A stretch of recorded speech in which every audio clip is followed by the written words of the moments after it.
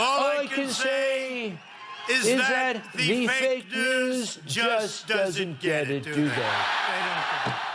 The fake news favorite, Alec Baldwin, in a lot of trouble. He shot a girl on that movie set, although it seems like now he's saying he didn't shoot her.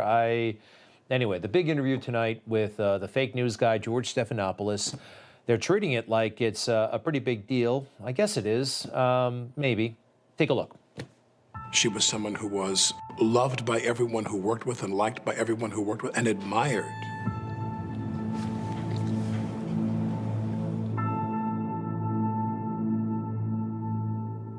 I mean, even now, I find it hard to believe that. It just doesn't seem real to me. You haven't said much in public since that tragic accident. Why speak out now? I think the big question, and the one you must have asked yourself 1,000 times, how could this have happened? How do you respond to actors like George Clooney who say that every time they were handed a gun, they checked it themselves? Your emotions are so clearly so right there on the surface. You felt shock, you felt anger, you felt sadness. Do you feel guilt? You said you're not a victim, but is this the worst thing that's ever happened to you? Yes. Yeah. Cheesy, like a pay-per-view event, movie of the week. And by the way, Stephanopoulos is talking for about 3/4 of it, it seems like to me. And Stephanopoulos, you see how he sits back all the time? I mean, there's something about him I've never liked. Let's see. Oh, he did not pull the trigger. Did you hear this? Huh? It wasn't in the script for the trigger to be pulled. Well, the trigger wasn't pulled. I didn't pull the trigger. So you never pulled the trigger? No. I would never point a gun at anyone and pull a trigger at them, never. I think that's the lawyer talking. I think that's the lawyers talking, all right? Because right after this happened, they tracked down Alec Baldwin in New England when he wasn't making fun of President Trump. That doesn't seem so funny anymore. Do you remember this? Alec, what's the current state of what's going on with the case? I'm not allowed to make any comments because it's an ongoing investigation. I've been ordered by the Sheriff's Department in Santa Fe. I can't answer any questions about the investigation. All right, I think the thing he could have said and would have said, if it were true, I didn't pull the trigger. Somebody else did. It wasn't me. The gun was I think that's the first thing you say if you're somebody like Alec Baldwin. Who knows? We'll see tonight, I guess. All right. Also this. Do you remember Black Lives Matter, year, summer, whatever you want to call it? It's kind of here to stay. A lot of, well, white people jumped on board. A lot of virtue signaling. I saw it at a coffee shop that I went to, and all of a sudden they just put Black Lives Matter signs and we support, we support, we support.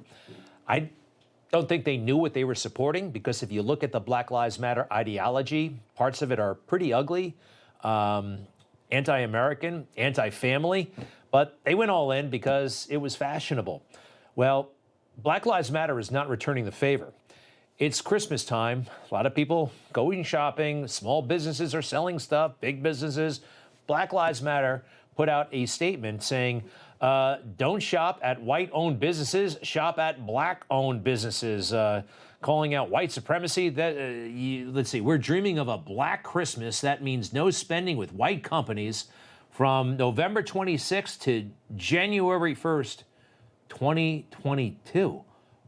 Wow, huh? What? Talk about racism. Talk about racism. I'd like to know what Mitt Romney has to say about this. One of those fools who jumped on board the Black Lives Matter nonsense without even thinking. It just sounded great, so, hey, I don't want any trouble here. I'll join the mob, sure. Hey, Senator, why is it important for you to be out here today? We need a voice against racism. We need many voices against racism and against brutality. We need to stand up and say that Black Lives Matter. What a chump. What a chump.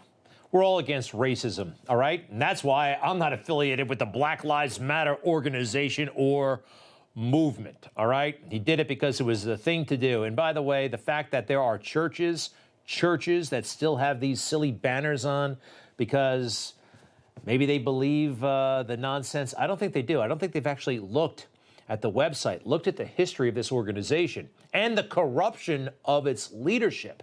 the ideology, Black Lives Matter at first glance may sound great, but no, it's a corrosive and corrupt ideology.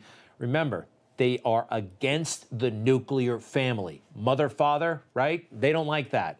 And there's a hell of a lot of transgender emphasis within the Black Lives Matter movement. Anyway, kind of strange. So when there's so much focus on the outside, what people look like, what ethnicity or race they are, I think it's a problem, and it really, long-term, it can be kind of heartbreaking. So there's this person that I actually like. We have nothing in common, ideologically or otherwise, probably. Actually, we have a few things in common. Her name is Symone Sanders, and she was working for Kamala Harris as the chief spokesperson. And, well, she's leaving by the end of the year. Look, nobody apparently likes working for Kamala Harris. It sounds like it's a very, very toxic situation in there. So why do I bring this up? She was hired back when Joe, they sat him down before he launched his campaign. They said, Joe, you have too many white people around you. You've got to diversify. You got to hire some people of color. And he's like, on it. Show me who I should hire. And they told him, you should hire Symone Sanders. She was qualified. I mean, not overly qualified. Her resume, very young. But these are the kinds of people who get involved in campaigns and, you know, you have them by your side. She was qualified, but Joe Biden, according to the book, Lucky, had to basically spend hours with her, convincing her that he was worthy of her attention, of her time. Two-term sitting vice president, he basically is being interviewed by her. That's the world we're living in now. He gives her a great big tour of the house and just is imploring her, you got to come work for me, and she's still skeptical. Anyway, she holds all the cards. She holds all the cards, back then at least. So here's a little bit more on why I like Symone Sanders and why I feel like she's making a mistake. She put a viral video out earlier this year, you know, just kind of get to know her. Here's what happened. Hey guys, what's up? We have a meeting with some tribal leaders in the Vice President's ceremonial office, and I need some more lemonade. All right, and what do you do here at the White House? I have the pleasure of serving as a senior advisor and chief spokesperson for Vice President Kamala Harris. All right, so far so good. I like it. Keep going. Growing up, I used to watch the news all the time. As a teenager, I know, very weird.